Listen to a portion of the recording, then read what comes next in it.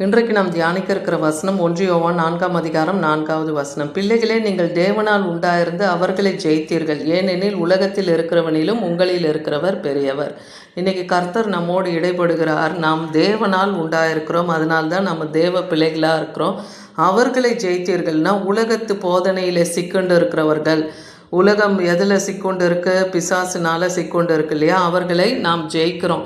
அதனால் உலகத்தில் இருக்கிறவனை காட்டிலும் நம்மில் இருக்கிற கர்த்தர் பெரியவராக இருக்கிறாருன்னு பார்க்குறோம். ஏன்னா உலகத்துக்கு உரியவர்கள் உலக போதனைகளை கேட்டு நடக்கிறாங்க. அதே போல் உலகத்துக்கு உரியவர்கள் பேசுகிறதா அவர்கள் செவி கொடுக்குறாங்கன்னு பார்க்குறோம். ஆனால் கர்த்தரால் உண்டானவர்களோ தேவனை அறிந்திருக்கிறதுனால அவருடைய வார்த்தைக்கு செவி கொடுக்குறாங்க. அதனால் தேவனால் உண்டாயிராதவன் எங்களுக்கு செவி கொடுக்கறதில்லை, அதாவது கர்த்தருடைய வார்த்தைக்கு அவங்க செவி கொடுக்கறதில்லை. இதனால் சத்திய ஆவி இன்னதென்றும் வஞ்சகாவி இன்னதென்றும் நாம் அறிந்து கொள்ளுகிறோம். அப்போ செவி கொடுத்தல், தேவனுடைய வார்த்தைக்கு செவி கொடுக்கும்போது அவங்க கர்த்தருடைய பிள்ளைகளாக இருக்காங்கன்னு பார்க்குறோம். ரோமர் 8ஆம் அதிகாரம் 31ஆம் வசனம், இவைகளை குறித்து நான் என்ன சொல்லுவது? தேவன் நம்முடைய பட்சத்தில் இருந்தால் நமக்கு விரோதமாய் நிற்பவன் யார்? அப்போ கர்த்தர் நம் பட்சத்தில் இருக்கிறார், அவருடைய பரிசுத்தாவி நமக்குள்ளே இருக்கு, அவர் வார்த்தை நமக்குள்ளே இருக்குன்னா நமக்கு விரோதமாய் ஒருவராலும் நிற்க முடியாது. ஏன்னா 1 யோவான் 5ஆம் அதிகாரம் 4ஆம் வசனத்தில் தேவனால் பிறப்பதெல்லாம் உலகத்தை ஜெயிக்கும். எப்படி?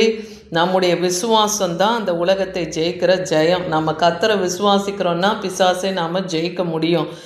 ரோமர் 8ஆம் அதிகாரம் 37வது வசனத்தில் இவைகள் எல்லாவற்றிலும் நாம் நம்மில் அன்பு கூறுகிறவர்களே முற்றிலும் ஜெயம் கொள்ளுகிறவர்களாக இருக்கிறோம். அப்போ பிதாவாகிய தேவன் தான் முதலாவது நம்மிடத்தில் அன்பு கூறுகிறார் இல்லையா, அவராலே நாம் எல்லாவற்றையும் ஜெயம் கொள்ளுகிறவர்களாக இருக்கிறோம். பிசாசை ஜெயிக்க தேவன் நமக்கு அந்த வல்லமை கொடுக்கிறார்.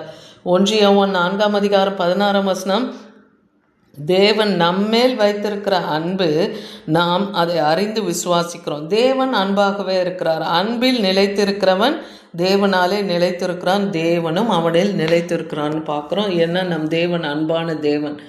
அவரில் நாமும் நம்மிலே அவரும் நிலைத்திருக்கணும்னா தேவ அன்பு நமக்குள்ளே கிரியை செய்யணும். 1 கொரிந்தியர் 2ஆம் அதிகாரம் 12ஆம் வசனம், நாங்களோ உலகத்தின் ஆவியை பெறாமல் தேவனால் அருளப்பட்டவைகளை அறியும்படிக்கு தேவனிடத்தில் புறப்பட்ட ஆவியை பெற்றிருக்கிறோம். அப்போ உலகத்தில் இருக்கிற பிசாசையும் அந்த மாதிரியான போதனைகளில் சிக்கொண்டு இருக்கிறவர்களே நம்ம எப்படி அறிந்து கொள்ள முடியும்னா தேவனிடத்தில் இருந்து புறப்பட்டு வருகிற ஆவியினாலே தான் நம்ம அதை அறிஞ்சு கொள்ள முடியும். ரோமர் 8ஆம் அதிகாரம் 10-11 வசனத்தில் பார்க்கும்போது, கிறிஸ்து உங்களில் இருந்தால் உங்கள் சரீரமானது பாவத்தில் இருந்து மரித்ததாயும் ஆவியில் நீதி நிமித்தம் ஜீவனுள்ளதாக இருக்கும். ஏன்னா இயேசு கிறிஸ்துவை மரித்தோரிலிருந்து உயிரோடு எழுப்பின பிதாவாகிய தேவன், அவருடைய ஆவி நம்மிடத்தில் வாசமாக இருந்ததுன்னா கிறிஸ்துவை மரித்தோரிலிருந்து எழுப்பினவர் நம்மையும் நம்முடைய மரணத்திலிருந்து சாவுக்கு ஏதுவான இந்த சரீரத்தை உயிர்ப்பிக்க அவர் வல்லமையுள்ள தேவனாக இருக்கிறார். 1 யோவான் 5ஆம் அதிகாரம் 19ஆம் வசனம் சொல்லுது, நாம் தேவனால் உண்டாயிருக்கிறோம் என்றும் உலகம் முழுவதும் பொல்லாங்கனுக்குள்ளே கிடைக்கிறது என்றும் அறிகிறோம். எப்போ அதை அறிகிறோம்? நாம் தேவனால் உண்டாயிருக்கிறோன்னு கர்த்தருடைய ஆவி நம்ம மேலே இருக்கும்போதும் அவர் சத்திய வார்த்தை நமக்குள்ளே இருக்கும்போதும் இந்த உலகம் பொல்லாங்களுக்குள்ளாக கிடக்கிறது என்பதை நாம் அறிஞ்சு கொள்ள முடியும். 1 யோவான் 4ஆம் அதிகாரம் 13ஆம் வசனம் சொல்லுது, அவர் தம்முடைய ஆவியில் நமக்கு தந்தருளினதனாலே நாம் அவரிலும் அவர் நம்மிலும் நிலைத்திருக்கிறதை அறிந்திருக்கிறோம். அந்த ஆவி தான் நமக்கு, அந்த உணர்த்துதலின் ஆவி தான் நம்மளை வழிநடத்துகிறது. அதுதான் நம்ம அறிந்து கொள்ள முடியும். எபேசியர் 6ஆம் அதிகாரம் 10ஆம் வசனம் சொல்லுது, சகோதரர் கர்த்தரிலும் அவருடைய சத்துவத்தின் வல்லமையிலும் பலப்படுங்க. கர்த்தரிலும் அவருடைய வார்த்தையின் வல்லமையில நாம் நாளுக்கு நாள் பலப்படணும். அந்த உள்ளான மனுஷன் எப்படி பலப்படுவான்? கர்த்தருடைய வசனம்தான், பரிசுத்த ஆவியினால தான் நம்ம பலப்பட முடியும். அப்போ பலப்பட்டுக்கிட்டே வரும்போது பிசாசுக்கு நம்ம எதிர்த்து நின்று பிசாசை ஜெயிக்கிற ஜெயத்தை நாம் அடைய முடியும். யோவான் 10ஆம் அதிகாரம் 28-29வது வசனத்தில் பார்க்குறோம், நித்திய ஜீவனே நான் அவர்களுக்கு கொடுக்குறேன்னு சொல்கிறார். அதாவது பிதாவாகிய தேவன் குமாரனுக்கு ஒப்புவிக்கப்பட்டவர்களுக்கு அவர் நித்திய ஜீவனை கொடுக்கிறார். அவர்கள் ஒரு காலம் கெட்டு போவதில்லை, அவர்களை அவர் கையிலேருந்து ஒருவரும் பறித்து கொள்ளவும் முடியாது. எனக்கு தந்த என் பிதா எல்லாரிலும் பெரியவராக இருக்கிறார்னே சொல்கிறார்.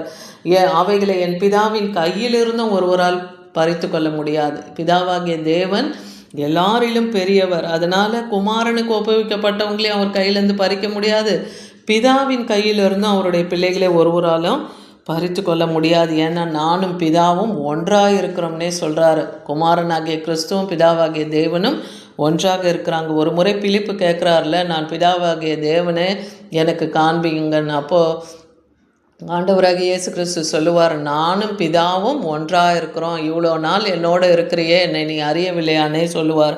வெளிப்படுத்தல் 12ஆம் அதிகாரம் 11ஆம் வசனம், மரணமே நேரிடுகிறதா இருந்தாலும் அதற்கு தப்பும்படியாக தங்கள் ஜீவனை பாராமல் ஆட்டுக்குட்டியின் இரத்தத்தினாலும் சாட்சியின் வசனத்தினாலும் அவனை ஜெயித்தார்கள்னா பிசாசை ஜெயித்தார்கள்.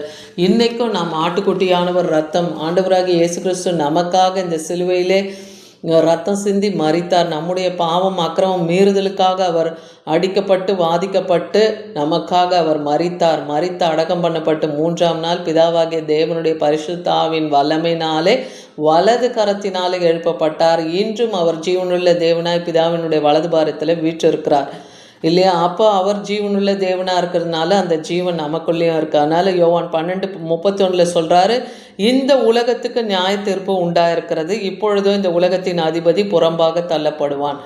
அப்போ அவர் நித்திய நியாயாதிபதியாக இந்த உலகத்துக்கு வரப்போகும்போது உலகத்தின் அதிபதி புறம்பாக தள்ளப்படுவான். ஆனால் பூமியில் அவர் உயர்த்தப்படும் போது அவரோடு கூட தன்னுடைய பிள்ளைகளை எல்லாரையும் அவர் இழுத்து கொள்ளுவேன்னே சொல்கிறார். 1 யோவான் 4ஆம் அதிகாரம் 6ஆம் வசனம் சொல்லுது, நாங்கள் தேவனால் உண்டானவர்கள், தேவனை அறிந்தவன் எங்களுக்கு செவி கொடுக்கிறான்னு யோவான் சொல்கிறார்.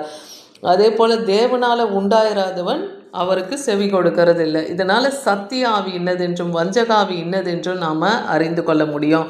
1 யோவான் 2:13 பார்க்குறோம், பிதாக்களே ஆதி முதல் இருக்கிறவர் நீங்கள் அறிந்திருக்கிறதுனால உங்களுக்கு எழுதுகிறேன், வாலிபர்களே பொல்லாங்கனை நீங்கள் ஜெயித்ததினாலே உங்களுக்கு எழுதுகிறேன், பிள்ளைகளே நீங்கள் பிதாவை அறிந்திருக்கிறதுனால உங்களுக்கு அப்போது இங்கே யோவான் அவர் எழுதும்போது சொல்கிறாரு, ஆதி முதலாக நீங்கள் தேவனை அறிஞ்சிருக்கீங்க பிதாக்களே, வாலிபர்களே நீங்கள் பொல்லாங்கனையும் அறிஞ்சு அதை ஜெயிச்சிருக்கீங்க, பிள்ளைகளே நீங்கள் பிதாவை நீங்களும் அறிஞ்சிருக்கிறதுனால இந்த சத்திய வார்த்தைகளை உங்களுக்கு எழுதுகிறேன். அப்போது நீங்கள் பிதாவாகிய தேவனுடைய பரிசுத்த ஆவியின் வல்லமையினாலே பூரணப்பட்டு அவர் வார்த்தையிலே நிலை கொண்டு அவருக்குள்ளே நீங்கள் நிலைத்திருக்கும் போது இன்றைக்கும் உலகத்தில் இருக்கிற இந்த பிசாசை நாம் ஜெயிக்க முடியும். 2 கொரிந்தியர் 4:4 தேவனுடைய சாயலாக இருக்கிற கிறிஸ்துவின் மகிமை சுவிசேஷத்தின் ஒளி அவ்விசுவாசிகளாகிய அவர்களுக்குள்ள பிரகாசிக்காதபடியினால இந்த பிரபஞ்சத்தின் தேவனாகிய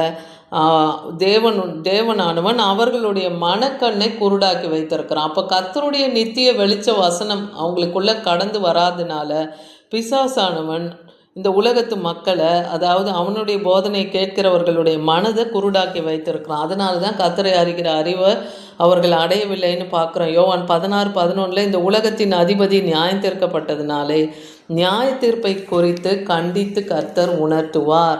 அப்போது நீதி நியாயம் இது அவன் கிரியைக்கு தக்க பலனை என் கரத்தில் கொண்டு வரேன்னு சொல்கிறார். அப்போ இந்த உலகத்தில் தேவன் நமக்கு கொடுத்துருக்கிற காரியங்களில் நம்ம உண்மை முத்தமாக நீதியை நேர்மமாக நம்ம நடக்கிறவர்களாக இருக்கணும் இல்லையா? அவர் நியாய தீர்ப்பு செய்ய போகிறார். அந்த நியாய தீர்ப்பு அந்த நீதியெல்லாம் எப்போ உணர்த்துறாரு? பரிசுத்த ஆவி நமக்குள்ளே இருக்கும்போது அதெல்லாம் நமக்கு சத்திய ஆவியானவர் கண்டித்து உணர்த்துவார். அதான் சொல்கிறார்ல, நான் போய் உங்களுக்கு ஒரு தேற்றரவாளனை அனுப்புவேன், அவர் உங்களை சகல சத்தியத்துக்குள்ளாகவும் நடத்துவார்னே தன் சீஷர்களிடத்தில் ஆண்டவராகிய இயேசு கிறிஸ்து எடுத்துக்கொள்ளப்படுவதற்கு முன்பாக சொல்லுகிறத பார்க்குறோம். யோவான் 14ஆம் அதிகாரம் 30ஆம் வசனம், இனி நான் உங்களுடனே அதிகமாய் பேசுவதில்லை, இந்த உலகத்தின் அதிபதி வருகிறான், அவனுக்கு என்னிடத்துல ஒன்றும் இல்லைன்னு சொல்கிறார்.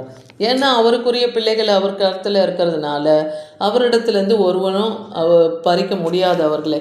அதனால் இந்த உலகத்தின் அதிபதி வரான், ஆனால் அவனுக்கு என்னிடத்துல எதுவும் இல்லைன்னே சொல்கிறார். அதனால் இன்றைக்கி கர்த்தர் நம்மோடு இடைப்பட்டு நமக்கு போதித்த காரியம் என்னன்னா, தேவனிடத்திலிருந்து வருகிற ஆவி இந்த உலகத்தினுடைய பொல்லாத கிரியைகளை எல்லாம் ஜெயிக்கும்படியாக தேவனால் உண்டாயிருக்கிறவர்கள் அந்த பொல்லாப்பை உண்டாக்குகிற அந்த சத்ருவை ஜெயிக்கிறதுக்கு ஆட்டுக்குட்டியானவர் ரத்தம் சாட்சியின் வசனத்தை கொடுத்து நம்மை ஜெயங்கொள்ளுகிறவர்களாய் முற்றிலும் பிசாசை ஜெயங்கொள்ளுகிறவர்களாய் வச்சிருக்கிறார். அதனால தேவனுடைய பிள்ளைகள் தங்கள் விசுவாசத்தின் மூலமாக இந்த உலகத்தின் பொல்லாப்பை எதிர்த்து போராடி வெற்றி பெற முடியும் என்ற நம்பிக்கையை அது நமக்கு அளிக்கிறது. அதனால் தேவனுடைய வல்லமை அவர்களுக்குள்ளே இருப்பதனால உலகத்தின் ஆவியை கர்த்தருடைய பிள்ளைகள் இன்றைக்கும் ஜெயிக்க முடியும். ஆமென்.